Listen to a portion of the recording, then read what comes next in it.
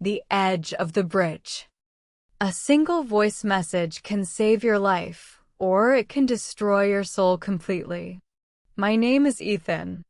5 years ago, I was a broken man. I suffered from severe clinical depression. The world was always dark and cold. My wife, Sarah, was my only reason to live. Sarah loved me unconditionally. She held my hand through my darkest, most painful days. She was my anchor in a terrifying storm.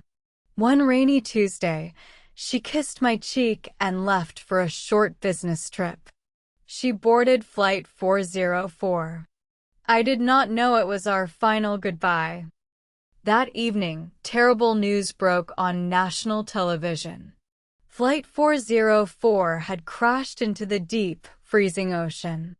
There were absolutely no survivors. My heart stopped beating completely. The only light in my dark universe was suddenly gone forever. The pain was too heavy to carry. I decided I could not live in a world without her.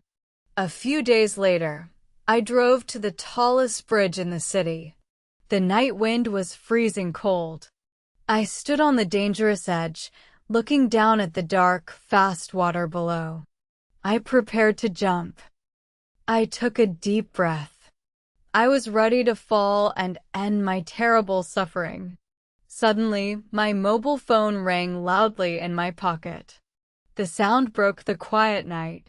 I almost ignored it, but a strange, heavy feeling made me answer. It was a local police officer. The officer told me they found some luggage from the terrible crash. They found Sarah's personal mobile phone in the wreckage. It was badly damaged, but the memory card still worked perfectly. The officer said there was an unsent voice message. He offered to play the audio for me. I gripped the phone tightly. I expected to hear a sweet, final goodbye. I wanted to hear her say she loved me one last time. I closed my eyes, waiting for the warmth of her beautiful voice. The police officer pressed play. The audio was filled with loud static. Then, Sarah's voice came through the small speaker. But she was not crying or scared. Her voice was incredibly cold, flat, and cruel. "I never loved you, Ethan," she said sharply. "I am going to meet my real lover, Julian. I hope I never see your pathetic face again." The message ended with a click. A heavy, shocking silence fell over the bridge. The sweet memory of my perfect wife shattered into a million dirty pieces. She did not love me. She was cheating on me. She thought I was a pathetic, weak, and useless burden. My profound sadness instantly disappeared completely. A new, terrifying feeling exploded inside my chest. It was pure, burning hatred. The dark depression vanished, replaced by a violent, boiling anger. I opened my eyes and stepped back from the edge of the bridge. I wanted to live to get revenge. The toxic fuel. The next morning, my dark apartment felt completely different. The heavy, crushing sadness was gone. It was replaced by a sharp, burning energy. I walked into my bathroom and opened the medicine cabinet. I took all my expensive depression pills and threw them directly into the trash can. I did not need chemical medicine anymore. Hatred was my new, powerful drug. It made my brain incredibly clear and deeply focused. I took a cold shower and put on a clean, dark suit. I drove straight to the large, expensive mansion where Sarah's parents lived. I expected to see a house filled with deep sorrow. I expected her parents to be crying over their dead daughter. But when the maid opened the heavy wooden door, the house was perfectly quiet. Sarah's parents were sitting comfortably in the living room, drinking hot tea. They did not look sad at all. They looked at me with cold, uncaring eyes. I stood in the center of the large room, my hands shaking with intense anger. "Sarah is dead," I said loudly. "And she sent a message about a man named Julian. Tell me everything." Her father placed his expensive teacup on the table. He looked at me and smiled a cruel, terrible smile. "We always knew about Julian," he said calmly. "Julian is a strong, successful man. He is everything you are not. You are just a weak, pathetic, broken boy." His cruel words felt like sharp knives. Her mother laughed softly from her chair. "Sarah hated taking care of a depressed, useless husband," she whispered. "She finally found a real man. We are glad she was happy. You should just leave and never come back to this house." Their absolute cruelty was shocking. My own family was treating me like dirty garbage. But I did not cry. I did not feel weak. I felt a massive, unstoppable fire growing in my chest. I looked at their rich, comfortable house and made a dark, dangerous promise. "I will find Julian," I said with a cold, deadly voice. "And I will destroy him completely. But first, I will destroy you. I will take your money, your company, and this house. You will pay for laughing at my pain." I turned and walked away immediately. I started working 20 hours every single day. Before my depression, I was a brilliant financial analyst. I used my sharp, awakened brain to enter the aggressive stock market. I did not sleep. I did not eat much. I only focused on making massive amounts of cold money. My hatred was the perfect, endless fuel. It pushed me to be ruthless and incredibly smart. I made risky investments and won every single time. The weak, sad Ethan was completely dead. I was slowly transforming into a cold, dangerous monster, ready to crush all my arrogant enemies. The Empire of Ice. 5 long years passed. I was no longer the weak, crying husband. The financial world now called me the Ice King. I was a ruthless, terrifying billionaire. I bought companies, destroyed my rivals, and built a massive empire of cold, hard cash. My heart was completely frozen. I kept the dark promise I made in that living room. I aggressively bought all the stock in the company owned by Sarah's family. I became the majority owner in a hostile takeover. I fired her father immediately. Then I legally seized their expensive, beautiful mansion to pay their debts. I stood on the street and watched the police force Sarah's parents out of their home. They carried small, cheap suitcases. They looked old, tired, and completely broken. They had lost absolutely everything. I walked up to them, feeling a dark, cold sense of satisfying victory. "Tell me where Julian is," I demanded quietly. "Give me his address, and I will give you back a small piece of your money. You can live comfortably again." I expected them to cry and beg for my mercy. I expected them to sell his name instantly. But her father just looked at me with tired, empty eyes. He stood tall, despite his dirty clothes. "We will never tell you anything," he whispered fiercely. "You can take our house and our money, but you will never find him. We would rather die in the dirty street." I was completely shocked by their stubborn silence. They chose extreme poverty over betraying a man who ruined my marriage. They walked away into the cold city, leaving me alone. My victory suddenly felt empty. I realized that destroying them was not enough. I needed to find Julian. I hired the most expensive, elite private detectives in the world.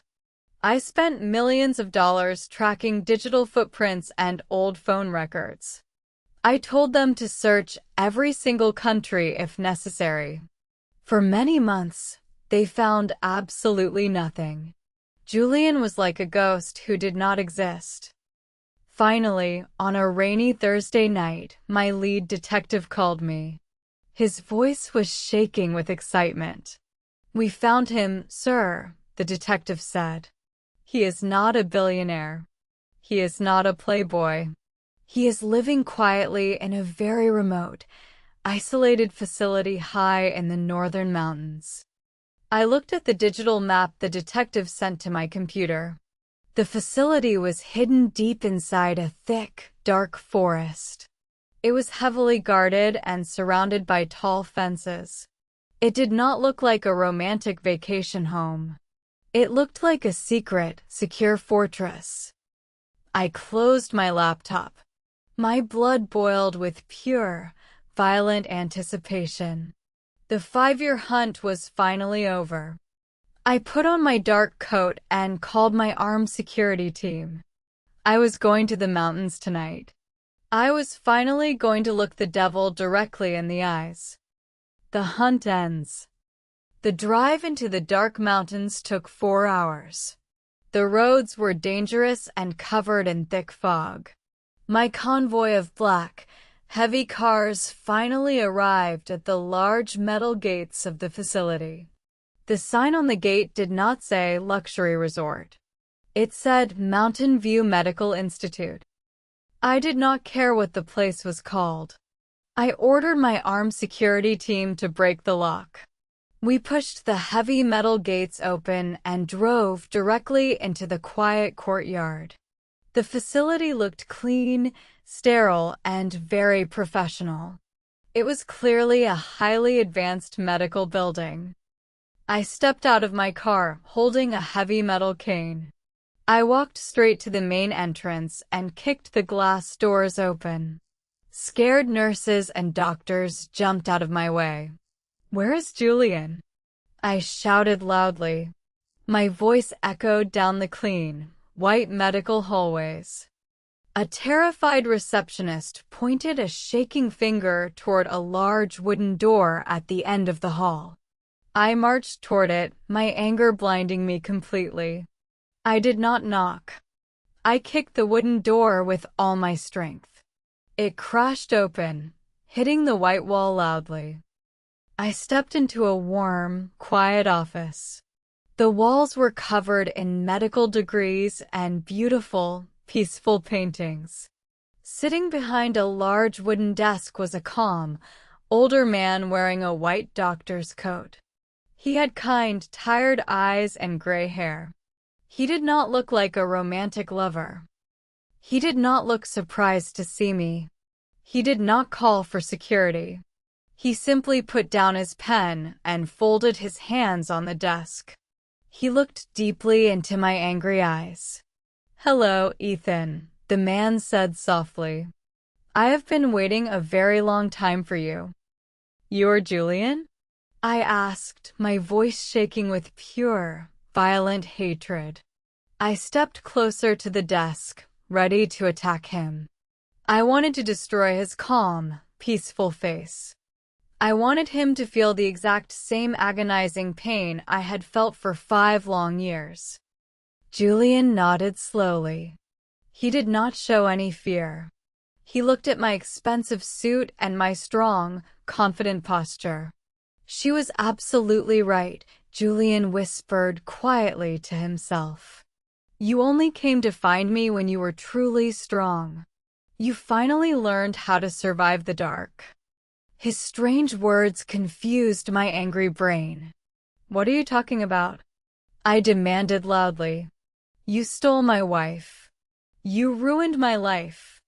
I grabbed him by the collar of his white coat and pulled him out of his chair.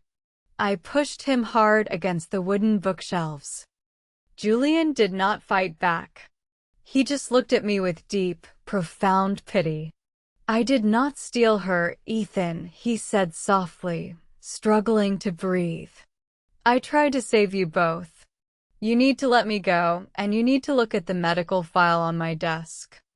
The first crack. I kept my hands tightly around his throat for another second. My breathing was heavy and ragged. The urge to hurt him was incredibly strong, but his calm, sad eyes confused me. I slowly let go of his white coat. He coughed softly and straightened his clothes. I turned around and looked at the large wooden desk. There was a thick, brown medical file sitting right in the center. It had my wife's name printed clearly on the cover, Sarah Miller Confidential. I grabbed the file with shaking hands and opened it under the bright office light. I read the first page. It was an official medical intake form. Julian was not listed as her romantic partner. He was listed as her primary psychiatrist. "You're a doctor?" I asked, completely shocked. Julian nodded slowly. "I am a specialist in severe trauma and deep clinical depression." "Sarah did not come to me for romance," Julian explained quietly. "She came to me because she was terrified. She was watching you slowly die from your severe depression. You tried to end your life twice, Ethan. She was carrying the heavy, impossible weight of keeping you alive." I stared at the medical notes. They detailed my darkest days, my panic attacks, and my complete hopelessness. Sarah had documented everything to help the doctor understand my sick brain. "She loved you more than anything in the world," Julian said. "She was desperately trying to find a cure for you." "But the voicemail," I shouted, slamming the file onto the desk. "She said she never loved me. My detectives found blurry photos of you two holding hands at a cafe." I refused to believe his lies. I had built my entire life on the solid foundation of her terrible betrayal. Julian sighed deeply and walked to a small filing cabinet. He pulled out a large, clear envelope. He tossed it onto the desk in front of me. "Look closely at those photos, Ethan," Julian said firmly. "Look at the high-quality, original prints, not the blurry copies your detectives found." I pulled the bright photos out of the envelope. They were perfectly clear. I saw Sarah and Julian sitting at a cafe table, but they were not looking at each other with love. Sarah was crying holding his hand, and Julian was looking directly at a hidden camera lens. "She paid me to stage those photos," Julian confessed. "She hired a photographer to take them just 2 days before she got on that doomed airplane. She was creating a fake story. She was building a perfect, horrible lie, just in case she ever needed to use it." My mind was spinning in wild, chaotic circles. Why would my beautiful, loving wife pay a doctor to stage fake photos of an affair? Why would she intentionally build a story of terrible betrayal? The solid ice of my anger was suddenly starting to crack, revealing a terrifying truth underneath. The hidden black box. "You're lying," I whispered, stepping back from the desk. "You were just trying to save your own life." She left that voicemail on her phone. The police found it in the wreckage. I pointed my finger at him aggressively. I could not let my protective anger disappear. Julian looked at me with incredible sadness. He reached into his deep pocket and pulled out a small, silver USB drive. He placed it gently on the wooden desk. "The message the police found was pre-recorded," Julian explained softly. "She recorded it days before the flight, just in case. But this," Julian pointed to the silver drive, "is the real message. This is the actual, live audio she sent to my secure medical server using the airplane's emergency satellite phone. She sent this while the plane was literally falling from the sky. You need to hear the truth." My hands trembled violently as I picked up the small silver drive. Julian turned his computer monitor toward me and plugged the drive in. He clicked on the only audio file on the screen. I closed my eyes, terrified of what I was about to hear. The audio began to play. Immediately, I heard the horrifying, loud sounds of disaster. Blaring emergency alarms echoed in the background. People were screaming in pure terror. The sound of rushing wind and tearing metal was deafening. And then, I heard Sarah's voice. She was crying hysterically, struggling to breathe in the chaos. "Julian!" Sarah screamed over the loud alarms. "The plane is going down. We are going to crash. Julian, you have to listen to me. If I die today, Ethan will jump off that bridge. The grief will kill him instantly. He cannot survive this sadness alone." I fell to my knees on the floor. Her voice was filled with absolute, desperate love and pure terror for my safety. "I have to make him hate me," Sarah cried on the recording. "I just sent the fake voicemail to my personal phone. I hope the police find it." "Julian, please," she begged, her voice breaking with deep agony. "Let him believe the lie. Let him think we were lovers. He needs to be angry. Anger is the only thing stronger than his depression. Keep him furious. Use the hatred to keep him alive. Promise me, Julian." The recording captured a massive, violent crashing sound, and then the audio went completely dead. The room was filled with heavy, crushing silence. The truth exploded in my brain like a nuclear bomb. The betrayal was not a sin. It was the ultimate, supreme act of self-sacrifice. She knew my broken mind perfectly. She knew that sadness would kill me, but hatred would make me fight. In the final, terrifying seconds of her beautiful life, facing her own brutal death, she did not pray for herself. She actively orchestrated a psychological masterpiece just to save my miserable life. Ashes of revenge. I knelt on the floor, weeping loudly and uncontrollably. My empire of ice completely melted into a puddle of bitter, agonizing tears. For 5 years, I had hated the most heroic, selfless woman in the world. I had used her brilliant, tragic gift to become a cruel, greedy monster. "I am so sorry, Sarah," I cried into my hands. The pain was 1,000 times worse than the day the plane crashed. I had destroyed her parents. I had taken their home. I realized the horrible truth about her mother and father. They knew about the plan the entire time. Her parents had deliberately acted cruel and heartless when I visited them. They intentionally laughed at me and called me weak. They happily accepted my intense hatred and allowed me to steal their entire fortune, just to honor their dead daughter's final, desperate wish. They played the villains perfectly to save me. "She saved you, Ethan," Julian said quietly, kneeling beside me on the floor. "She gave you a reason to wake up every morning. And it worked. Look at you. You are strong, healthy, and powerful. You survived the darkness. But the recording is not completely finished yet." I looked up at Julian, my eyes wide and red. What else could there be? Julian reached up to the computer mouse. He clicked the play button again. The audio timeline moved past the loud crashing sound. There were a few seconds of terrible, scratching static noise. Suddenly, Sarah's voice returned. It was incredibly weak, quiet, and filled with immense physical pain.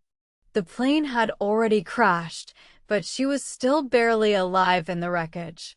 "Julian," her broken voice whispered through the static. "If he ever finds the truth, if he gets better."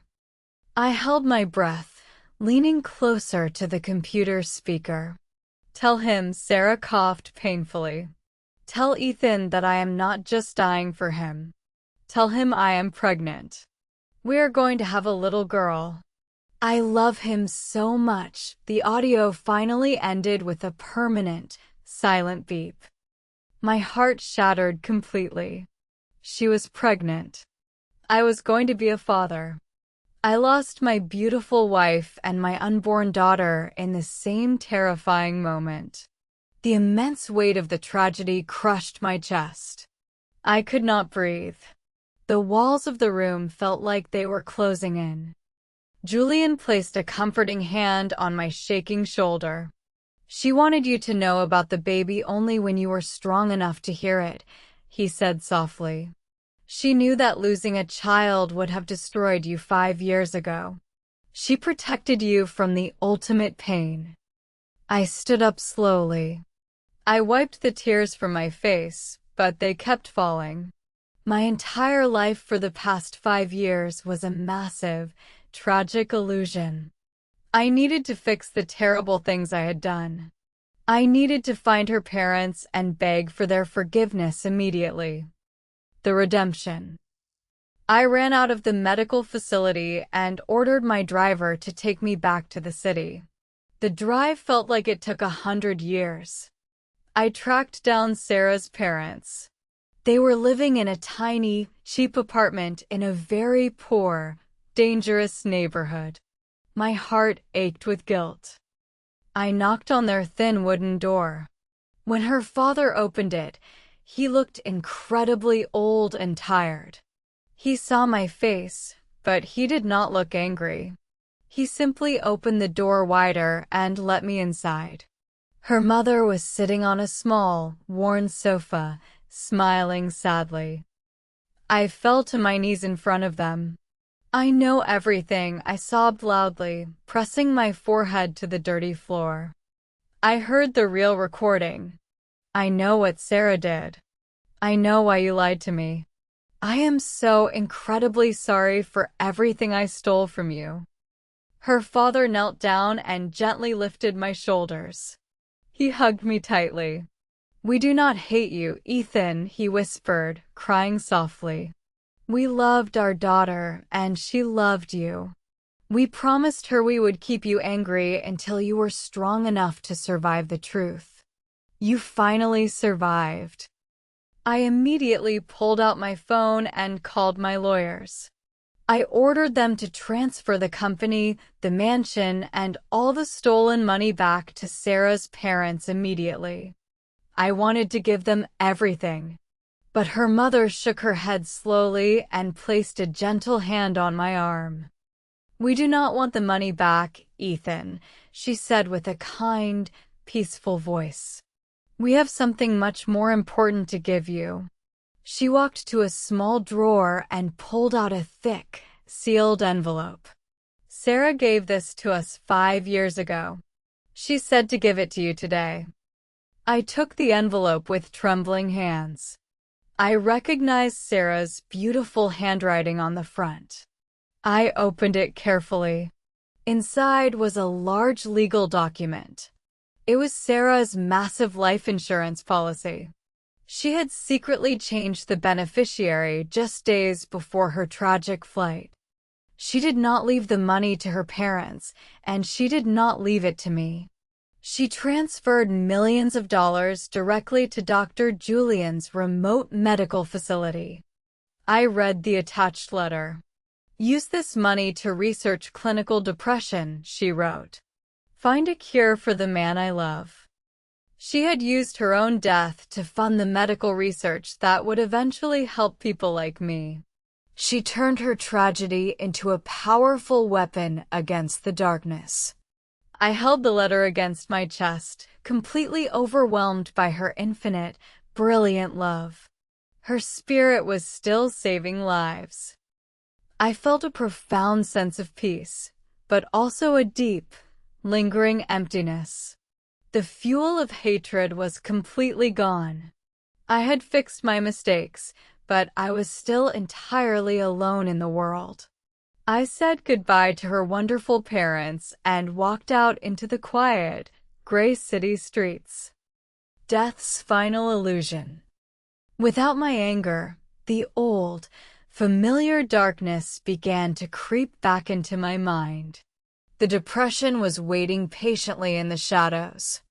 I had money, power, and the truth, but I did not have Sarah or my unborn daughter. The world felt completely empty and useless again.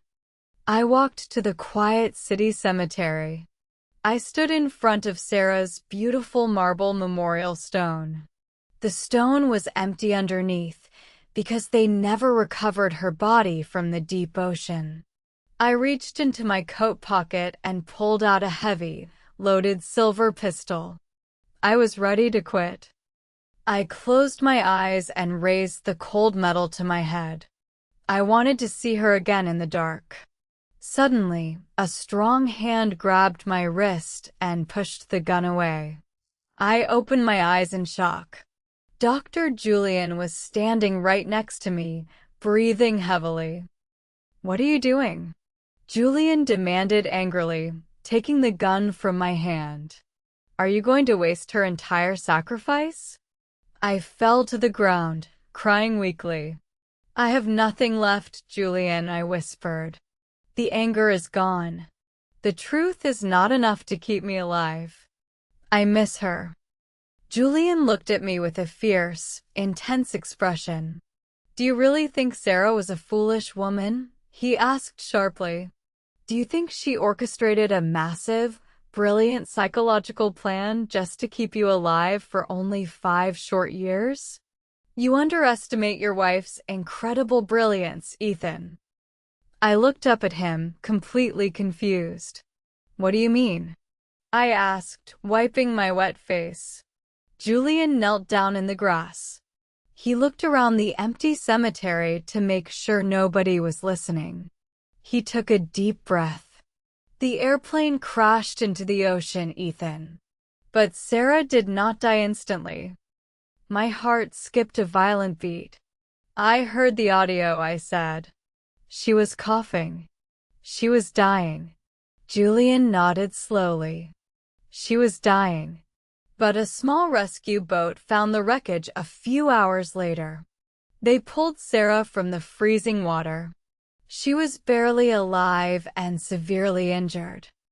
They took her to a very remote, isolated island hospital, Julian explained quietly. Her body was completely broken.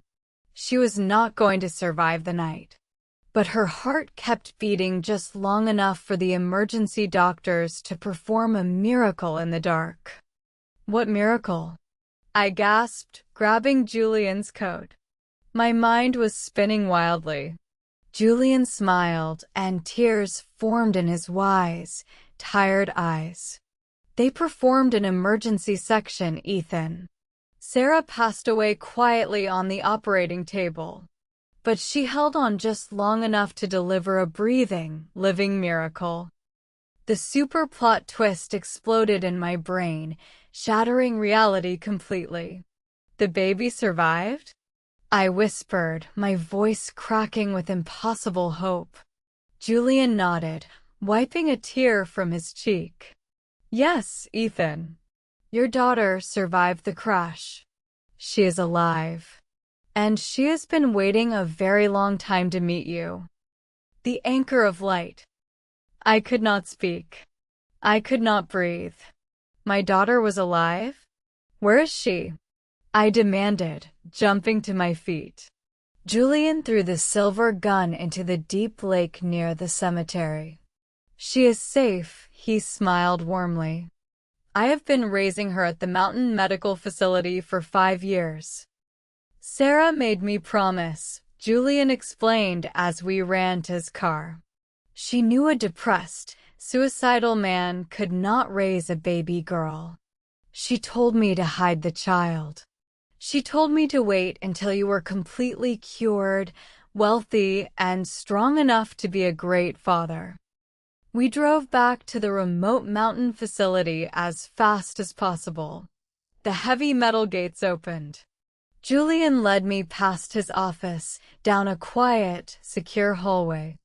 He stopped in front of a bright, colorful door covered in children's drawings. My hands were shaking so much I could barely stand. Julian gently opened the door. Inside, a beautiful 5-year-old girl was sitting on a soft rug, playing with wooden blocks. She had curly, dark hair. But when she looked up at me, my heart stopped completely. She had Sarah's exact, beautiful, bright green eyes. It was like looking at a living ghost. The little girl did not look scared. She stood up and walked slowly toward me. She tilted her head and looked at my face carefully. "Are you Ethan?" she asked with a sweet, soft voice. I fell to my knees in front of her. Tears of absolute, pure joy poured down my face. "Yes," I whispered, unable to speak clearly. "I am Ethan." The little girl smiled brightly. "Uncle Julian tells me stories about you every night," she said happily. "He says you are a great, brave father who is busy fighting dark monsters in the city. Did you win?" I looked at Julian, who was smiling and crying in the doorway. I looked back at my beautiful, perfect daughter. I wrapped my arms around her small body and hugged her tightly against my chest. I felt her little arms wrap around my neck. "Yes, sweetie," I cried softly. "I finally won." I held my daughter, and the very last shadow of depression vanished from my mind permanently. I did not need hatred to survive anymore. I had the most powerful, beautiful anchor of light in my arms. I had a future. I had a family again. Sarah's ultimate master plan was finally complete. The next week, I officially changed the name of my massive billionaire empire. I renamed it the Sarah Foundation. I used my vast wealth to build schools, hospitals, and depression treatment centers all over the world. I transformed the cold, bitter money I earned through hatred into a beautiful legacy of love. I never forgot the dark edge of the bridge, but I never went back. I walk in the sunshine now, holding my daughter's small hand. A single voice message almost destroyed my soul, but a mother's fierce, brilliant, and unbreakable love saved my life forever.